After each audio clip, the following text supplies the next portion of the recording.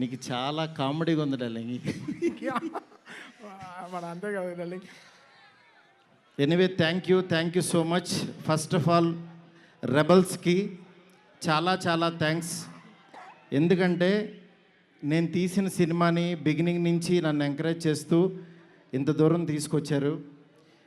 అసలు ఈ సినిమా, ఈ మూమెంటు, ఈ ఈవెంటు ఇక్కడికి వస్తాను అని అనుకుంటున్నానంటే కారణం ఇద్దరే.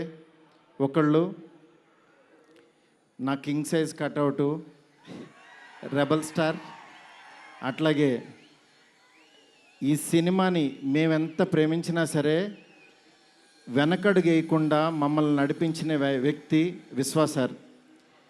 విశ్వాస్ సార్, మీకు ఎప్పటికీ రుణపడి ఉంటాను సార్. ఎందుకనంటే ఆయన లైఫ్ పెట్టేశారు ఈ సినిమాకి. పీపుల్స్ మీడియా మొత్తం, పీపుల్స్ మీడియా స్టాఫ్ కానీ, పీపుల్స్ మీడియాలో పనిచేసే ప్రతి ఒక్కళ్ళు కానీ, మనం ఈరోజు ఏదో ఇది నేను చెప్తున్నాను, ఒక సాదా సీదా ఒక ఫంక్షన్ కాదు ఇది. దీని వెనకాల చాలా చాలా కష్టం ఉంది, అంత ఈజీ కాదు. మేము ఒక రెబల్ స్టార్ని తీసుకుని వచ్చి, ప్రభాస్ గారిని తీసుకుని వచ్చి భోజనం పెట్టి పంపించేసే అలాంటి సినిమా తీయలేదు ఇది. ఆయన్ని తెచ్చుకున్నప్పుడు అలాంటి ఆ రేంజ్ ఫుడ్డే పెట్టాలని ఫిక్స్ అయ్యాం.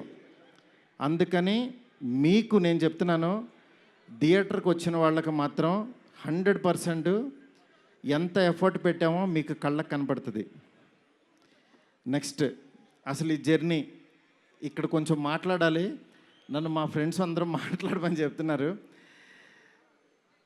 అంటే కథల్లోనూ, చరిత్రలోనూ, పుస్తకాల్లోనూ వింటూ ఉంటాం, ఆ దేవుడు అలా కిందకి దిగొచ్చాడు, కనకదుర్గమ్మ ఒక రిక్షావాడు కోసం కిందకు వచ్చింది, ఇట్లా వింటూ ఉంటాం, ఆ పుస్తకాల్లో చదువుతూ ఉంటాం. నా రియల్ లైఫ్లో ఆదిపురుష జరుగుతున్నప్పుడు బాంబే నుంచి కాల్ వచ్చింది. ఆయన రాముడు గెటప్లో ఉన్నప్పుడు ఈ మారుతి వెళ్ళాడు ఆయన దగ్గరికి. వెళ్ళిన తర్వాత అలా మా పరిచయం స్టార్ట్ అయింది. ఆయన ఆ రోజు బాగా నవ్వించానని అనుకున్నాను. కానీ ఆయన అంటే ఆయనకు అసలు అవసరం లేదు. ఎందుకంటే బాహుబలి హీరో. కాశ్మీర్ వెళ్ళినా, ఆఫ్రికా వెళ్ళినా, ఇంకెక్కడికో మసైబారా అని ఏదో మారుమూల గ్రామం సౌత్ ఆఫ్రికాలో ఎక్కడో వెళ్ళాం. వెళ్తే నేను ఫిలిం డైరెక్టర్ని అన్నా. అవునా అన్నాడు, పైనుంచి కింద చూశాడు. నా హీరో ఎవరో తెలుసా అన్నా. అంటే ఎవరని అన్నాడు. ప్రభాస్ అన్న. ఓ బాహుబలి హీరోనా అన్నాడు. అంటే మసైబారాలో ఒక వేరే జాతి వాళ్ళకు కూడా తెలిసిపోయారు ఆయన. నిజంగా రాజమౌళి గారికి ప్రతి డైరెక్టరు చాలా చాలా చాలా రుణపడి ఉన్నాం. ఎందుకనంటే ఇవాళ పాన్ ఇండియా అని అందరూ కాల్ రేస్కి తిరుగుతున్నాం, కానీ ఒక వ్యక్తి లైఫ్ పెట్టేసి